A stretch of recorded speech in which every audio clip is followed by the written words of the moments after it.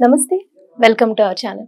ప్రస్తుతం మనతో ప్రముఖ ఆధ్యాత్మికవేత్త లక్ష్మీ గణపతి ఉపాసకులు శ్రీధర్ శర్మ గారు ఉన్నారు. వారితో మాట్లాడదాం. నమస్తే అండి. నమస్కారం అండి. ఈ నెలలో ప్రముఖంగా చాలా విశేష దినాలు ఉన్నాయండి. అందులో భాగంగా కాలభైరవాష్టమి ఒకటి, గీతా జయంతి ఒకటి, భానుసప్తమి ఒకటి. అలాగే భానుసప్తమి ఈ నెలలో 2 సార్లు వచ్చిందండి. 8వ తారీఖు ఒకటి, 22వ తారీఖు ఒకటి. వాటి విశేషాల గురించి వివరిస్తారు? తప్పకుండా అండి. సప్తమి, ఆదివారం ఈ రెండు కలిసి ఏ రోజైతే వస్తాయో వాటిని భాను సప్తమి అని చెప్తూ ఉంటాం. రెండోసారి మీరు అన్నట్టుగా 22వ తారీఖు వచ్చినటువంటి భాను సప్తమేమో సప్తమి పూర్తి వ్యాపకంగా ఉంది. అయితే ఈసారి సప్తమి, అష్టమి రెండు ఒకే రోజు వచ్చాయి. సప్తమి ఉదయం వరకే ఉంది, ఆ తర్వాత నుంచి అష్టమి వచ్చింది. ఈ సప్తమికేమో భాను సప్తమి. ఉదయాన్నే లేచి సూర్య సంబంధమైనటువంటి ఉపాసన చేసుకుంటూ ఉంటాం, సూర్య సంబంధమైనటువంటి ఆరాధన చేసుకుంటూ ఉంటాం, ఆ సౌర మంత్రాలు జపం చేసుకుంటూ ఉంటాం, సూర్యారాధన చేసుకుంటాం. దాని తర్వాత వచ్చేటువంటి అష్టమికి విశేషంగా కాలభైరవాష్టమి అని పేరు. ఈ కాలభైరవ ఆవిర్భావాన్ని అలానే ఆయన మూర్తి తత్వాన్ని మనం ఒకసారి పరిశీలిస్తే, శివుడు క్రోధంలో ఉన్నప్పుడు పుట్టాడని, ఆ తర్వాత పుట్టిన తర్వాత బ్రహ్మ యొక్క శిరస్సుని ఆ భైరవుడు ఖండించాడని, ఆ ఖండించిన తర్వాత ఆ శిరస్సు ఆయన హస్తానికి అతుక్కుని ఉండిపోతే అనేక క్షేత్రాలు తిరిగి చివరికి ఎట్లాగో ఆ పుణ్యక్షేత్ర సందర్శన మహిమ వల్ల చేతికి అంటినటువంటి ఆ బ్రహ్మ కపాలాన్ని వదిలించుకున్నాడని, ఆ తర్వాత కాలాన్ని కూడా శాసించేటువంటి కాలుడు ఈయన కిందే పనిచేస్తున్నాడు కాబట్టి ఈయనకి కాలభైరవుడు అనేటువంటి పేరు వచ్చిందని ఆయన యొక్క మూర్తితత్వాన్ని పరిశీలిస్తే మనకు అర్థమవుతూ ఉంటుంది. సరే, ఈ భైరవ ఉపాసన సహజంగా బాగా ఉపాసకులు ఎవరైనా ఉంటే వారికి చేస్తూ ఉంటారు. సాధారణమైనటువంటి గృహస్థ జీవితంలో ఉన్నటువంటి మళ్ళాంటి వాళ్ళు ఈ కాలభైరవ ఉపాసన ఎందుకు చేయాలి, ఎలా చేయాలి అనేటువంటి ప్రశ్న మనం ఒక్కసారి పరిశీలిస్తే, ప్రధానంగా కాలము అనేటువంటిది అందరికీ సంబంధించినటువంటిది. ఇందులో ఉపాసకులకి ఒకలాగా, గృహస్థులకి ఒకలాగా, బ్రహ్మచారులకి ఒకలాగా ఏముండదు. ప్రతివాడికి కాలం అనేటువంటిది ఒకటే.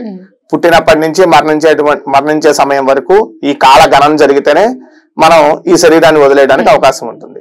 కనుక ఇటువంటి కాల స్వరూపమైనటువంటి మూర్తి. అందుకనే మీరు ఇంకా విశేషం ఇందాక చెప్పినట్టుగా కాలానికి మనకి ప్రత్యక్షమైనటువంటి ప్రమాణం ఎవరయ్యా అంటే సూర్యనారాయణుడు. ఆయన ఉదయము ఆయన అస్తమయంతోనే మనకి రోజు పరిపూర్ణం అవుతోంది. కనుక ఆయనతో ఆ సూర్యారాధనతో కూడినటువంటి కాలభైరవాష్టమి. అంటే ఇది మామూలుగా చేస్తే వచ్చేటువంటి ఫలితానికి ఇంకొన్ని రెట్లు ఎక్కువ ఫలితాన్ని ఇచ్చేటువంటి కాలభైరవాష్టమి ఈ సంవత్సరం. ఈసారి వచ్చినటువంటి ఈ కాలభైరవాష్టమి ఇంకా విశేషమైనటువంటి భైరవాష్టమి అని చెప్పవచ్చు. కనుక ఈ రోజున ఆ కాలభైరవ కృత శివ స్తోత్రాలు ఏవైతే ఉన్నాయో అవి కానీ, లేదా కాలభైరవాష్టకం అని ఉంటుంది, ఆ స్తోత్రాన్ని కానీ గృహస్థులు జపం చేసుకుంటాం వల్ల విశేషంగా బాగా చిన్న పిల్లలు 11-12 సంవత్సరాల లోపు పిల్లలు ఎవరైతే ఉన్నారో వాళ్ళతో ఈ కాలభైరవాష్టకం బాగా చదివిస్తే వారికి పట్టినటువంటి అపమృత్యు దోషాలు, అనారోగ్య దోషాలు, ప్రధానంగా విద్యా దోషాలు ఏవైనా ఉంటే అవన్నీ పోయి మంచి జ్ఞానం రావడానికి అవకాశం ఉంటుంది. కనుక అటువంటి కాలభైరవాష్టమి సప్తమి కలిసి వచ్చినటువంటి ఈ సంవత్సరం ఈ రోజున ఆ యొక్క స్వామి ఉపాసన చేసి అందరూ కూడా చాలా సులభంగా ఆ స్వామి అనుగ్రహాన్ని పొందడానికి అవకాశం ఉంటుంది. అట్లానే గీతా జయంతి అని ఇంకొక ప్రశ్న కూడా అడిగారు. అయితే దీనికి ప్రామాణికం ఏమీ లేకపోయినా కూడా చాలా మంది అనూచారంగా ఈ రోజున ఈ మార్గశిర మాసంలో వచ్చేటువంటి ఏకాదశి, విశేషంగా గీతా ఏకాదశి అని, గీతా జయంతి అని, అంటే భగవద్గీత ఆ రోజే కృష్ణ పరమాత్ముడు చెప్పాడని ఒక నమ్మకం ఉంది. అయితే ఈ నమ్మకం ఎవరిని ఇబ్బంది పెట్టేటువంటిది కాదు కాబట్టి దీన్ని మనం కూడా అంగీకరించవచ్చు. ఆ రోజు ఏం చేయాలి అంటే, ఏముంది, భగవద్గీత చదువుకోగలిగితే, మొత్తం చదవగలిగితే సంతోషం. కుదరని వాళ్ళు కొంతవరకైనా, కనీసం కొంత అయినా చదువుతూ ఉంటే ఆ గీతా సారం, సహజంగా వేరే పుస్తకాల గురించి కానీ వేరే విషయాల గురించి కానీ మనం మాట్లాడితే ఏదో ఒకదానికి పరిమితమైనటువంటి విధానంతో చెప్పవచ్చు. అంటే ఇప్పుడు ఇందాక చెప్పినట్టు కాలభైరవాష్టమి అన్నాం అనుకోండి, లేదా సూర్యారాధన అంటే అనారోగ్య సమస్యలు పోయి ఆరోగ్యంగా ఉంటారు అనుకోవచ్చు. కాలభైరవాష్టమి అన్నాం అనుకోండి, ఇందాక చెప్పినట్టుగా పిల్లలకి విద్య, ఆయుష్, ఆరోగ్యం ఇవన్నీ వస్తాయి అనుకోవచ్చు. భగవద్గీత అట్లాంటిది కాదు. భగవద్గీత భయంగా మనం ఏదైనా ఒక భయపడేటువంటి సందర్భంలో మానసికమైనటువంటి దౌర్బల్యతతో ఉన్నాం అనుకోండి, ఇది ఒక వ్యక్తిత్వ వికాస పుస్తకం లాగా పనిచేస్తుంది. లేదా అట్లా కాదండి, నేను ఆధ్యాత్మికంగా ఒక మంచి సాధన చెయ్యాలనుకోండి, ఈ పుస్తకం చదివి ఆ సాధన కూర్చుంటే వీడికి ఒక ఆధ్యాత్మిక సాధనకు ఉపయోగపడే పుస్తకంలా పనికొస్తుంది. లేదు అసలు ఇట్లా కాదండి, నేను అసలు నాకు ఇవేం వద్దు, నేను నా గృహస్థ జీవితం హ్యాపీగా పిల్లలతో బతుకుతాను, నాకేం వద్దు అనుకున్నాడు అనుకోండి, వీడి జీవితాన్ని ఎలా ఆనందమయం చేసుకోవచ్చో ఈ పుస్తకం ద్వారా చూడొచ్చు. ఎందుకని దీంట్లో ఎక్కడా కూడా కృష్ణ పరమాత్ముడు నువ్వు అలానే చెయ్యి, నువ్వు ఇలానే బతుకని చెప్పట్లేదు. ఆయన మొత్తం సారాన్ని చెప్పేశాడు మొత్తం.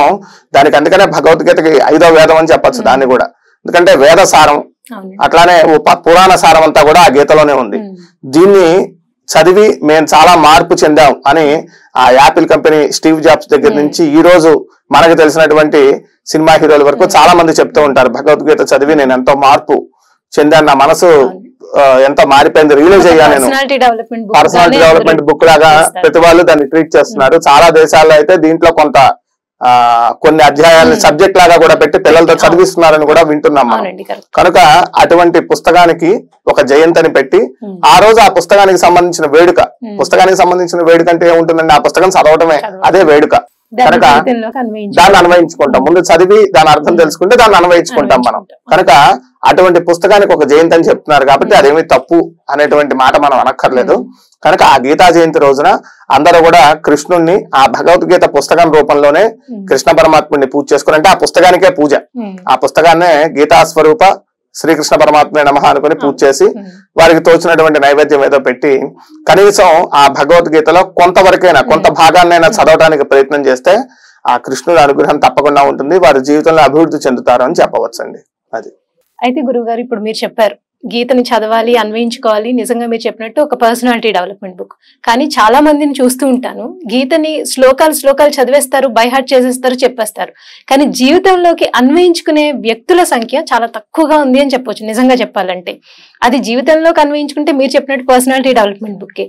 కానీ శ్లోకాలు చదివేస్తే సరిపోతుందా? దాన్ని జీవితంలోకి తీసుకుని దాన్ని అన్వయించుకుని జీవన గమనాన్ని ఎలా వాళ్ళు నడిపించుకోవాలి అంటే మీరేం చెప్తారు?